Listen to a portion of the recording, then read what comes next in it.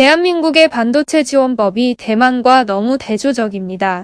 지난 7일 대만 입법원은 대만 반도체법을 초고속으로 통과시켰습니다. 지난해 6월 대만 경제부가 첨단 산업이 대만에 뿌리 내리도록 잡아둬야 한다며 입법 예고 반년 만에 초고속으로 처리한 것입니다. 대만 정부는 TSMC를 비롯한 자국 반도체 기업에 파격적인 혜택을 제공하며 힘을 싣고 있습니다.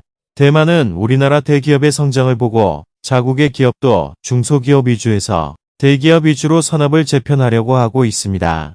그러나 우리의 경우 반쪽짜리 반도체 특별법이 겨우 나왔다가 윤석열 대통령의 주문으로 세액공제를 확대하는 법안이 재상정되었으나 언제 다시 통과될지 미지수입니다. 대만은 반도체법 통과 이전에도 TSMC, 미디어텍, UMC 등 주요 기업의 법인세 부담률이 10% 안팎으로 삼성전자, SK하이닉스의 절반 이하 수준입니다. 새 법이 통과하면서 향후 양국 기업의 격차는 더 벌어질 전망이며 게다가 대만은 세제 혜택뿐 아니라 인재 육성을 위해 정부 주도로 반도체 대학원도 설립했습니다. 대만 정부는 자국 최대 기업인 TSMC와 원팀으로 움직입니다.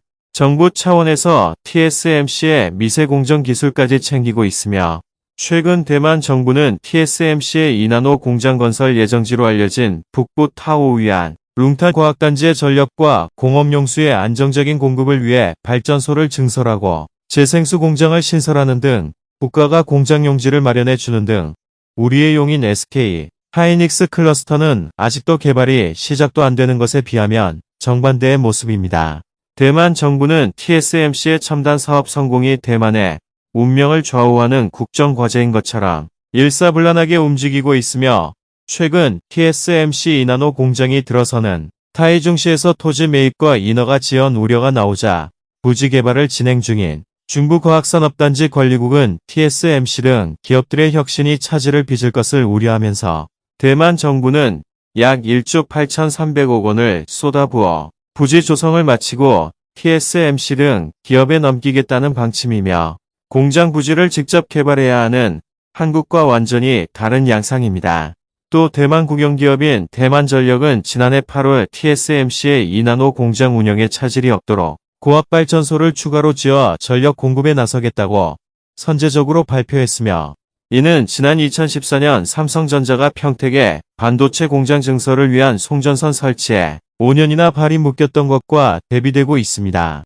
대만은 3나노 양산에서 삼성전자의 6개월 늦은 TSMC는 2나노부터는 다시 치고 나가겠다는 입장인데 이를 정부가 물심양면으로 밀어주고 있습니다. 대만 정부가 나서는 이유는 TSMC가 대만 국력의 핵심이기 때문이며 중국과의 불편한 관계로 외교 무대에서 큰 역할을 하기 힘든 태생적인 어려움이 있음에도 애플, 엔비디아, 퀄컴 등 전 세계 대형 전자제품 제조사들이 TSMC의 공장에 기대고 있어 대만은 주요국 대우를 받고 있으며 대만은 이를 자국 안보에 결정적인 역할을 하는 실리콘 실드로 생각하고 있습니다. TSMC도 최대 고민거리 중 하나인 대만 반도체 인재 부족 문제에서도 대만 정부는 직접 해결에 나서고 있으며 대만 정부는 매년 1만 명의 신규 반도체 인재를 확보하기 위한 국가중점 분야 산학협력 인재양성 혁신 조례를 제정했고 정부가 주요 대학이 공동으로 반도체 대학원 5곳을 신설했으며